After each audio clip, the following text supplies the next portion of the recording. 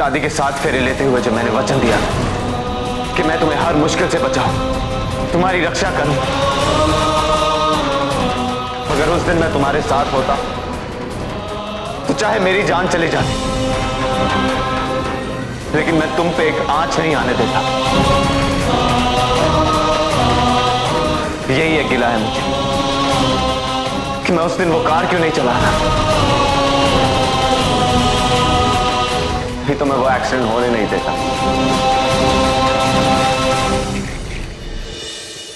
और अगर हमारा साथ जीना नहीं लिखा था तो कम से कम मैं तुम्हारे साथ मर तो सकता था। ये किसकी नजर लग गई है हमें अतिथि? तुम्हारे जाने के बाद मैं जिंदा तो हूं, लेकिन जीना भूल गया।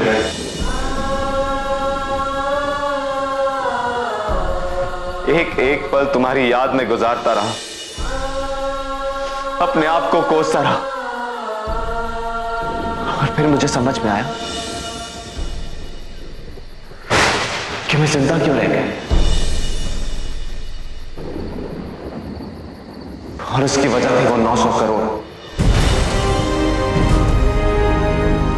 जो तुम पीछे छोड़ गई थी। मुझे वो 900 करोड़ चाहिए थे, किसी भी कीमत पर।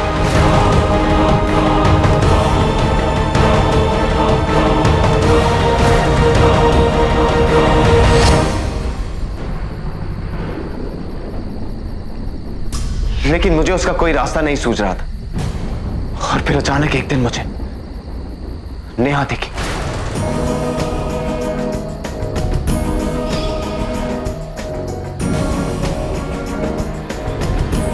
ऐसा लगा जैसे तुम हो, हूबहू तुम्हारी शक्ल, तुम्हारी आवाज।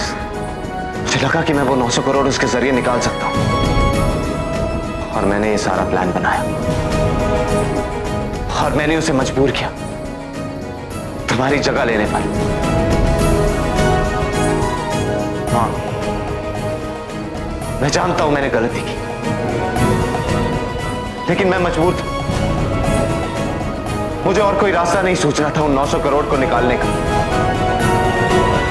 जो तुम्हारे मरते ही उस ट्रस्ट फंड में ट्रांसफर हो गए थे। और तुम जानती हो कि वो पैसे मुझे क्यों चाहिए, और उसकी वजह थी तुम्हारी बहन अनन्या।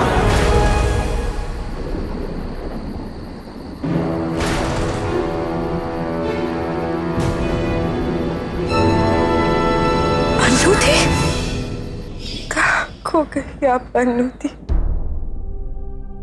इतनी बड़ी दुनिया में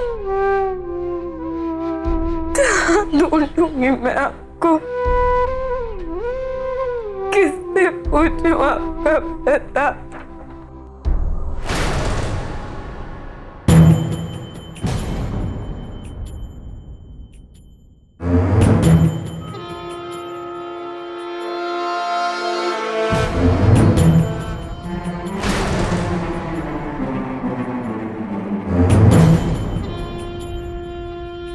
कौन है?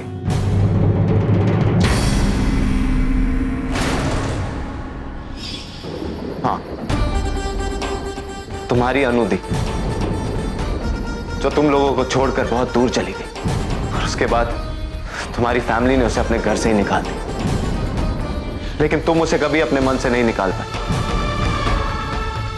बस उसे ही ढूंढती रहती थी तुम, याद है? अनुदी मॉडल बनना चाहती थी, लेकिन पापा मम्मी को फैशन की दुनिया पसंद नहीं थी। लेकिन हुआ वही, फैशन वर्ल्ड की दुनिया में अनुदी ने बहुत नाम कमाया, हर ऊंचाई को छू लिया। लेकिन फिर कामयाबी के नशे में वो इतनी खो गई थी कि वो ये देख भी नहीं पाई कि वो कितने गलत रास्ते पे जा रही है। फिर एक रात को हमें ट्रिनिटी हॉस्पिटल से फोन आया और डॉक्टर ने कहा कि ड्रग्स के ओवरडोज की वजह से उनकी हालत बहुत क्रिटिकल है। ये तो माता रानी का आशीर्वाद था कि वो बच गई। उन ड्रग्स का नशा तो दवाइयों के असर से उतर गया, पर उनकी जिद का कोई इलाज नहीं था।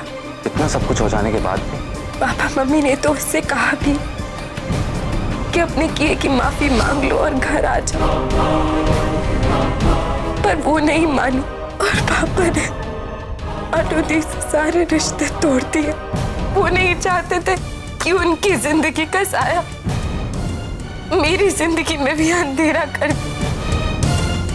शायद इसलिए वो सबसे कहते थे कि उनकी एक ही बेटी है, अदिति। अनुदी वो तो जैसे मर ही गई थी उनके लिए।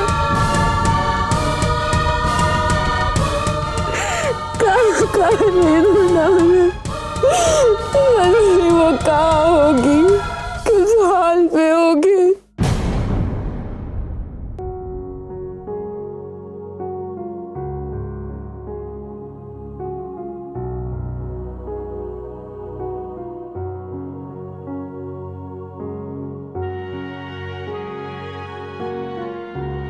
मैं तो अनुदी को कभी भुला नहीं सकती, पर मम्मी के लिए वो मर चुकी है। अपनी बेटी की जुदाई तो वो बर्दाश्त कर लेंगी, लेकिन अगर उसके बारे में किसी को पता चल गया तो वो मर जाएंगी। वो सब कुछ बर्दाश्त कर लेंगी, लेकिन उनकी बेटी की वजह से अगर कोई उन पे उंगली उठाए तो ये सदमा वो बर्दाश्त नहीं कर पाई।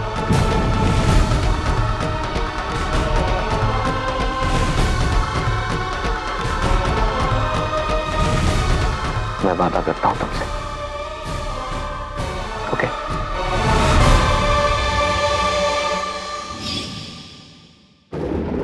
मैंने तुमसे किए हुए दोनों वादे निभाए अदिति।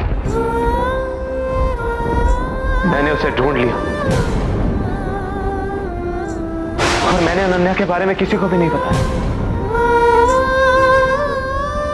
900 करोड़ मुझे उसी के लिए चाहिए, क्योंकि तुम्हारे मरने के बाद अगर उन पैसों पर किसी का हक था तो वो सिर्फ अनन्या है। तुम भी तो यही चाहती थी ना? तुम उसका दर्द अपने दिल में लिए यूं ही चली गई। काश तुम उससे मिल सकती, तुम्हें बहुत खुशी होती।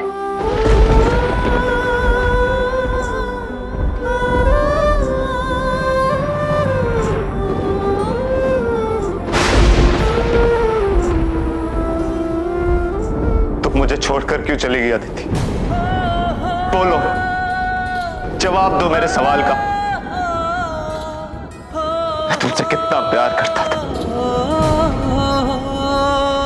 उसके बदले में तुमने मुझे इतनी तन्हाई क्यों दी है? अभी तक तो मकसद है अनन्या के उसका हक दिलवाने का, लेकिन उसके बाद मैं क्या करूंगा? किसके लिए जीऊंगा? अब जवाब दो मेरे सवाल का। हे माता रानी, आज तक आपने मेरे बेटे की रक्षा की है, लेकिन अब जेल से बाहर आने के बाद उनका ख्याल रखना ज्यादा जरूरी है। उनकी रक्षा कीजिए। जिसे आज तक किसी ने देखा नहीं, वो किसी की क्या रक्षा करेगा?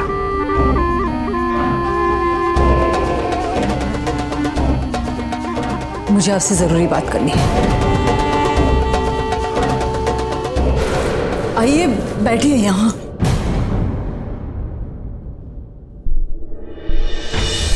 सबके सामने पूछ भी नहीं पाई मैं। ठीक तो है ना आप? हाँ, क्यों? मुझे क्या होगा? वो आग देखकर मैं तो डर ही गई थी। कहीं उस आग में आप, कितने लोग मर गए? मरे नहीं, बच गए, आजाद हो गए। तो जेल में रोज रोज मरने से अच्छा है एक बार ही मर जाए ना। मुक्ति दे दी मैंने उनको। आपने? हाँ, बताया था ना मैंने आपको। तुम घुसता है वहां जेल में, नहाने के लिए गर्म पानी मांगो। तो वो भी ठीक से गर्म नहीं कर पाता। अभिनव, आप न्यूज में बता रहे थे कि 60 लोग मारे गए और आप कह रहे हैं कि आपने वो आग लगाई थी। नहीं, ये प्रेस वाले आंकड़े देने आते हैं क्या उनको? कुछ भी बोलते रहते हैं।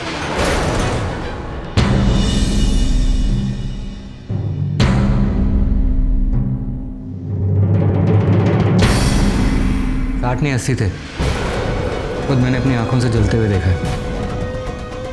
मैंने तो सोचा था 100 के आसपास होंगे, पर अच्छा, एक तो पूरा जलते हुए मेरे सामने भागते हुए आ रहा था। चिल्ला रहा था, तड़प रहा था।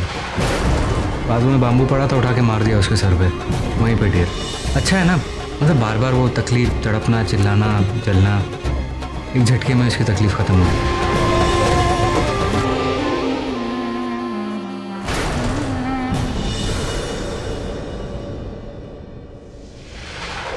अदिति वापस कैसे आ गई? कुदरत का खेल है। कुदरत का खेल। कुदरत खेल तो खेलती है, लेकिन इसका फ़ायदा हम क्या उठाते हैं हम पे डिपेंड करता है।